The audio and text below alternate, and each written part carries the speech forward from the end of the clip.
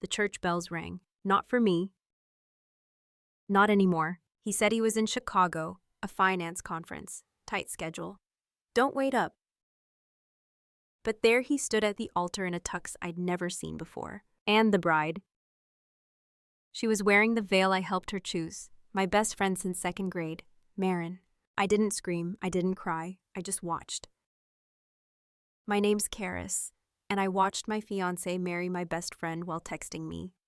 Working late. Where are you listening from? Drop your city in the comments. And if this isn't the wildest wedding twist you've ever heard, hit subscribe. It only gets worse from here. Before the veil, before the betrayal, before the silence at St. Aurelia's. There was us. Me, Marin, and Adrian. 3 people, 3 stories. 1 illusion.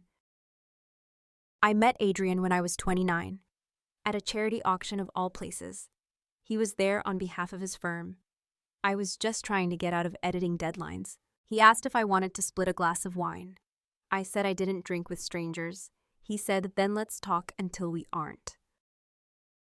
He made the world feel deliberate, precise, like I was the last chapter in a story he'd waited years to read. And Marin, she was the first page. We'd grown up 2 doors apart. We carved our initials in the same oak tree. She taught me how to braid hair. I taught her how to lie to our parents. We made friendship bracelets, swore never to marry liars. Swore we'd never break each other's hearts. For a while, we didn't. When Adrian proposed sunset on the rooftop of the Ellington house, Marin was the first person I called. She screamed louder than I did, told me she'd been waiting for this longer than I had, told me she'd planned the whole wedding. And she did. Florals, dress fittings, cake tastings. She showed up to every appointment before I did. Adrian loved it, said you two are a unit, a force of nature. I believed him. Because when Adrian kissed my forehead after long days, when Marin ran across the city just to bring me soup when they both stood by me during Mom's funeral, I thought, maybe I was one of the lucky ones. Maybe some people really don't get betrayed. There were signs, of course, little ones, things you only see once they've already shattered. A necklace I never remembered lending. A canceled tuxedo fitting Adrian said got rescheduled. A shared playlist I thought was mine until I heard Marin humming it. But that's the thing about trust. It doesn't break loud. It unravels in whispers. And by the time I noticed, the silence had already buried me. It started with the silence, not the absence of words, but the absence of need. Adrian stopped asking how my day went. Stopped reaching for my hand during long drives. He said he was tired. Said work was piling up. Said I should lean on Marin more. So I did. Marin, as always, was ready. She'd show up unannounced with takeaway and wine flip through bridal magazines like she hadn't seen them 100 times already. She smiled too much when Adrian was mentioned. Laughed a little too hard when he made his dry jokes. I noticed. I always notice. One night I came back early from a meeting. The house was dark, but I heard music, our playlist playing faintly from the kitchen. I stepped in quietly. They were sitting there. Adrian in a shirt I didn't remember him wearing. Marin barefoot sipping wine from my glass. They were laughing about something they never explained. Oh, you're back early, Marin said, brushing hair behind her ear like she was caught in a dream. Adrian stood too fast, almost spilled his drink. Just helping Marin finalize the rehearsal dinner playlist, he said. My voice didn't come out. Not for a moment. Then I nodded slowly. I thought we were choosing that together. Marin chuckled too light. You've been so busy, just trying to take things off your plate. I smiled, like a woman in a painting, flat, framed, silent. That night I stared at the ceiling for hours, counting the seconds between breaths, listening for signs of loyalty, finding none. The next morning, Adrian kissed me on the forehead. Marin texted, "Had fun last night. We'll make sure it's the perfect night for you." I didn't reply. Instead, I stared at that sentence. The wee burned. A week later, I found her earring. Wedged in the crease between our couch cushions, gold, teardrop-shaped. The ones I complimented at brunch, Marin said they were too fancy to wear just anywhere. I turned it in my palm for a long time. Adrian came home an hour later. He kissed me casually, dropped his briefcase, loosened his tie. I held it up. This was on the couch. He blinked once, too fast, then smiled. Oh, Marin must have dropped it when we were reviewing the vendor list the other day. Vendor list. Yeah, didn't she tell you? She stopped by while you were at your haircut. Had a few updates on seating plans. I hadn't mentioned the haircut. In fact, it got canceled that morning, but I didn't say that. I simply nodded, felt something behind my eyes shift. The next day, Marin dropped off macarons, our favorite kind, or mine. She used to hate them, too sweet, too fragile, but she smiled and said Adrian said you'd need these after the week you've had. I thanked her, watched her leave, didn't open the box. That night I checked Adrian's call logs. He'd deleted them, not all of them, just one number, repeatedly. Mine. Then I checked our shared calendar. Dinner with Marin on Wednesday, blocked in blue, labeled client dinner, non-billable. I stared at it for a long time, as if the font might confess. By Friday, I'd stopped asking questions, stopped looking for answers. Because when people lie to you with a straight face, it's not the lies that destroy you, it's the performance. It was like watching a play I used to star in. Now I was just an understudy, invisible. It was supposed to be a simple task. Adrian had asked me to print a contract draft for one of his estate clients.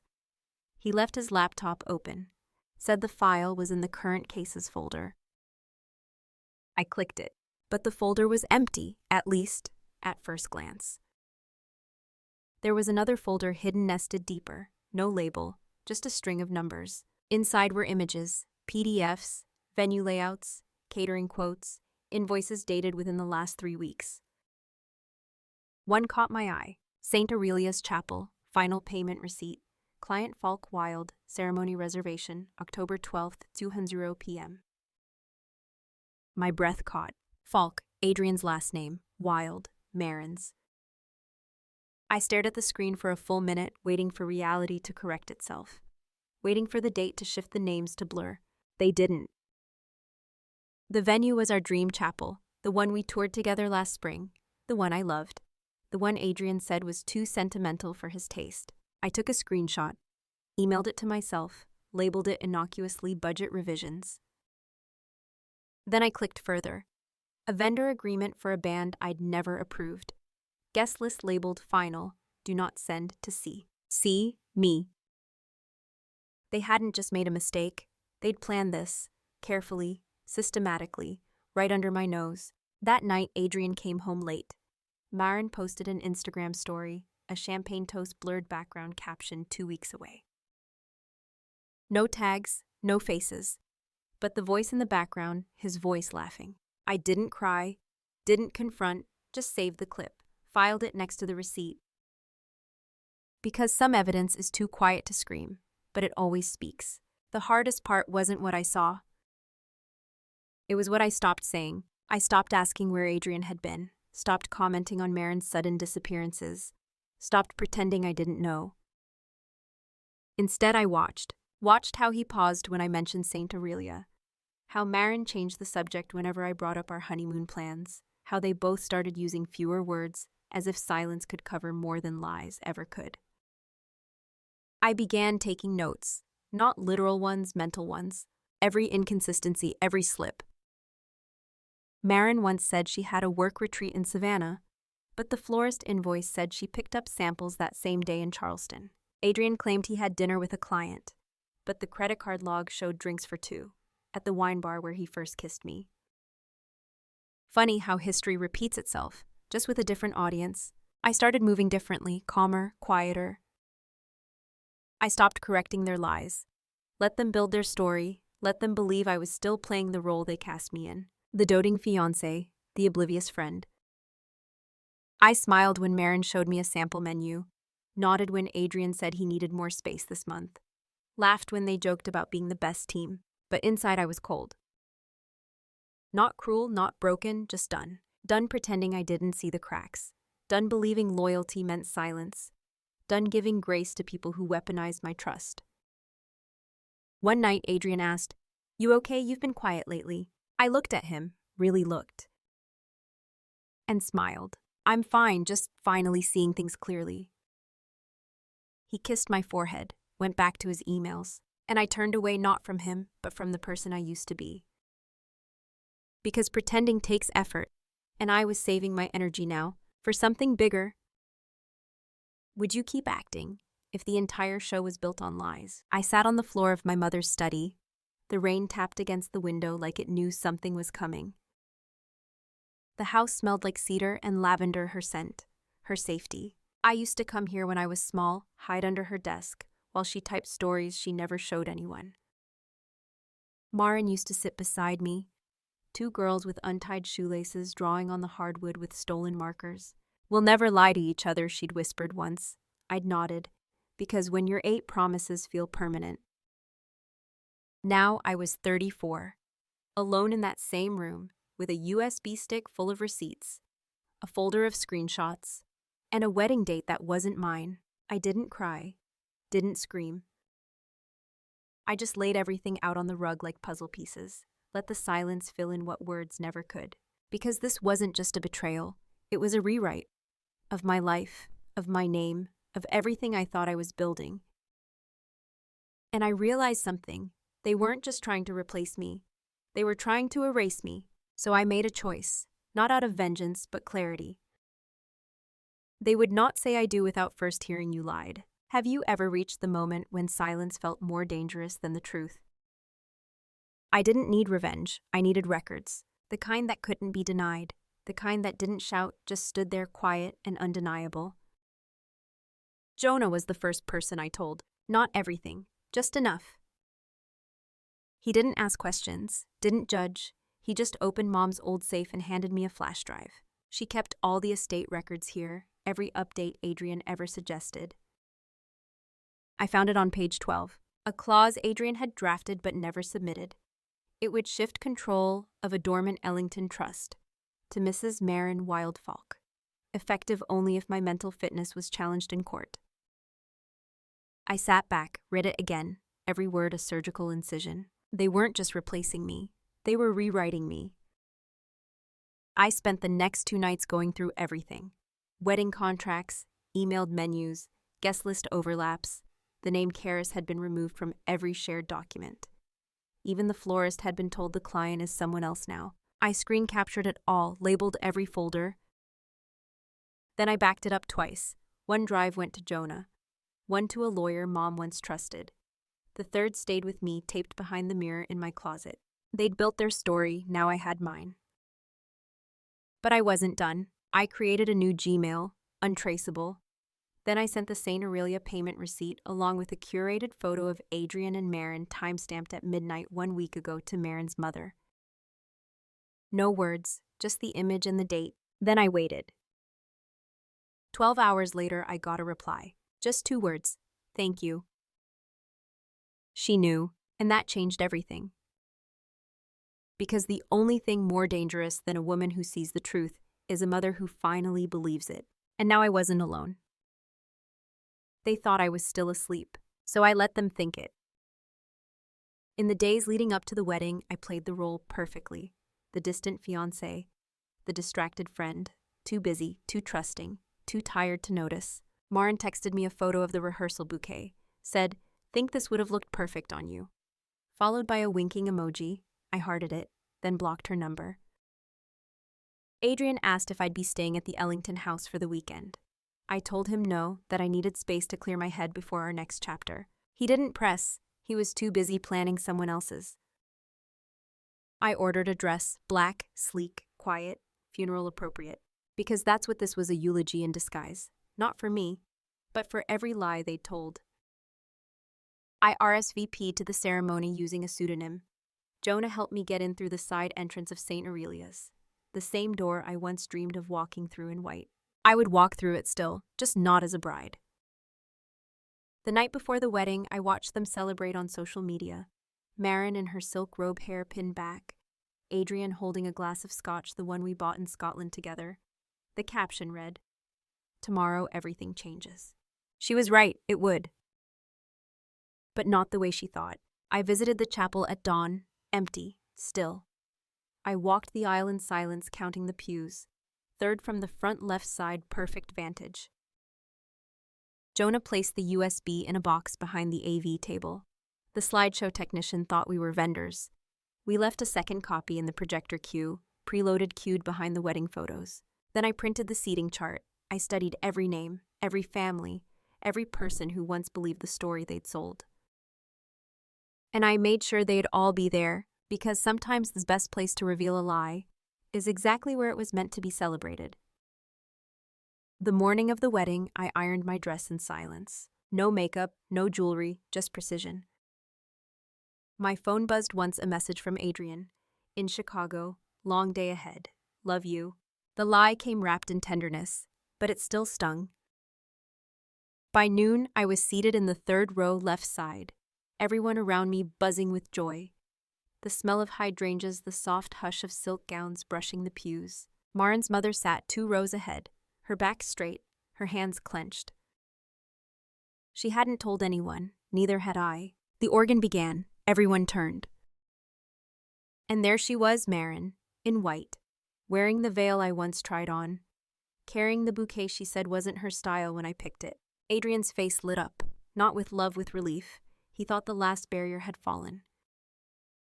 The priest welcomed the guests, mentioned the slideshow Adrian had curated himself. Moments of joy leading to today. The screen lowered, lights dimmed. Photos of childhood, vacations, a hiking trip in Colorado, then a pause. The screen went black. 1 beat, 2. Then the first image appeared, a PDF. Final wedding invoice. Client Falk Wild. Gasps. Then a video, Marin and Adrian, laughing, in a hotel room. The date time-stamped, 1 week before our engagement party. Silence.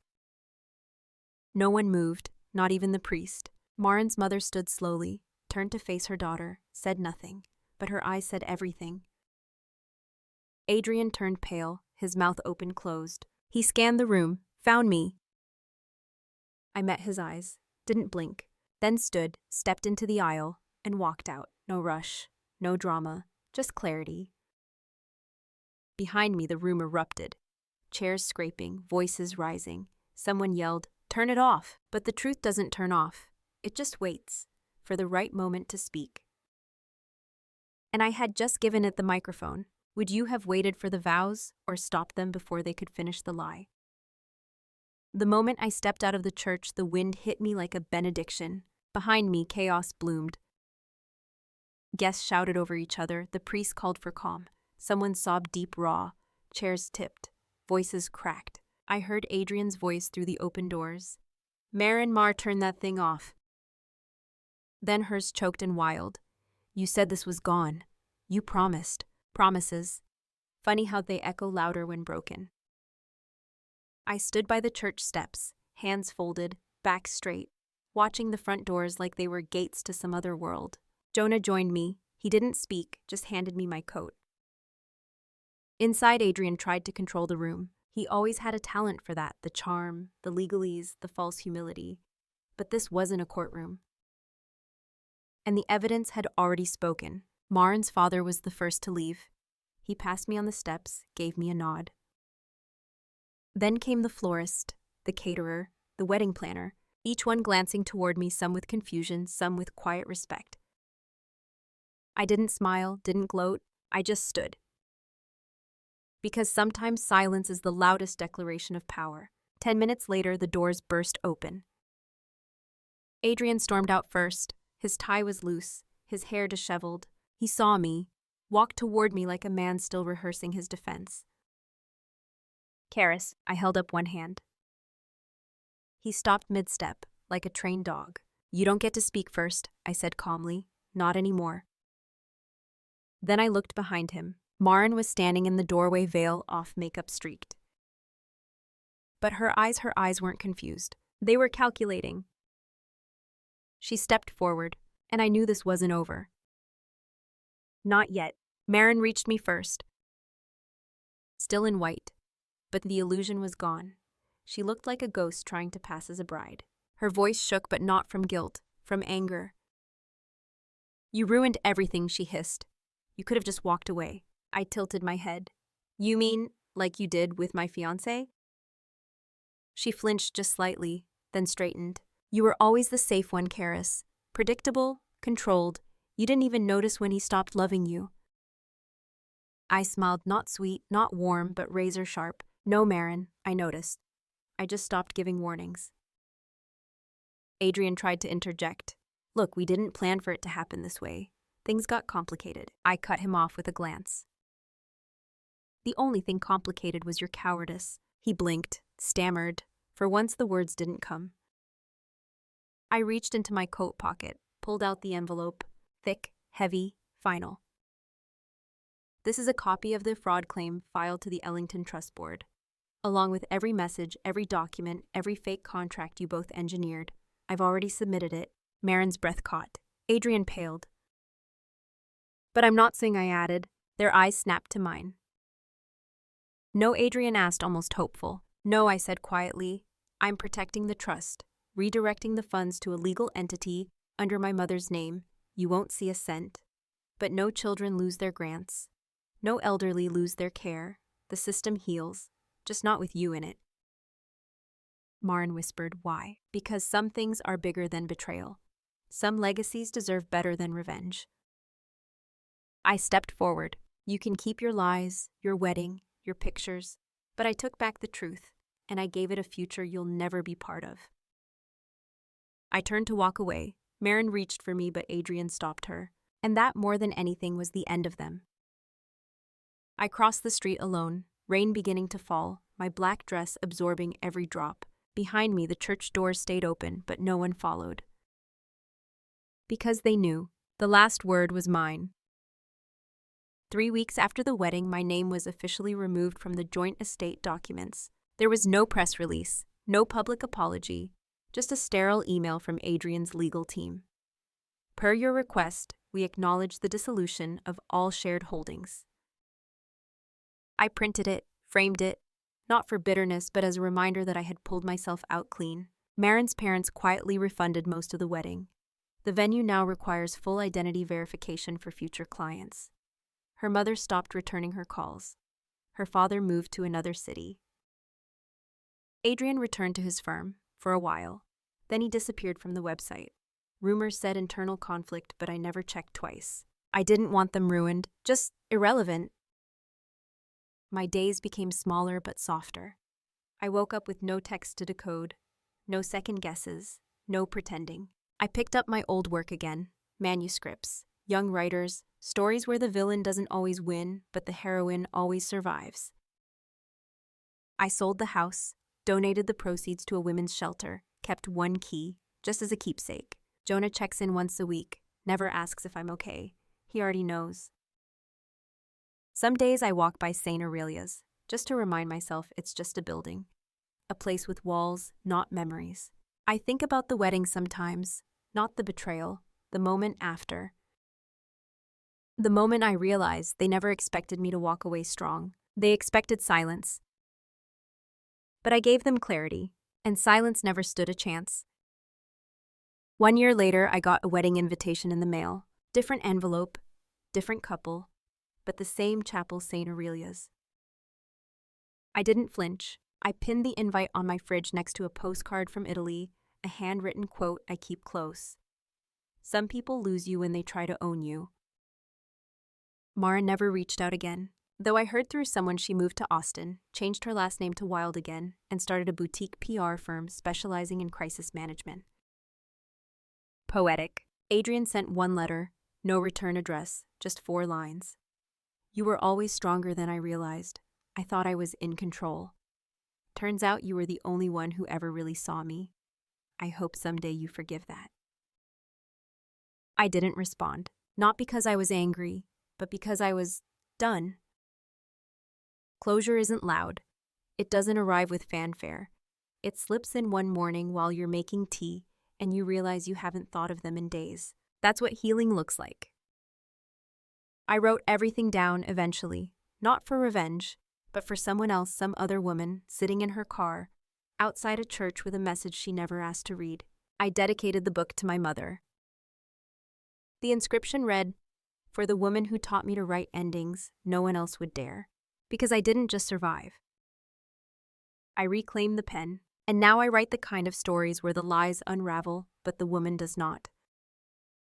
I still believe in love, I still believe in truth, but now I make both earn their place. Some days I still walk by the bookstore where Adrian and I used to meet after work. Not to revisit, not to punish myself, just to remind myself that I lived through it and I walked out still whole. There's a quiet kind of strength that comes after everything collapses.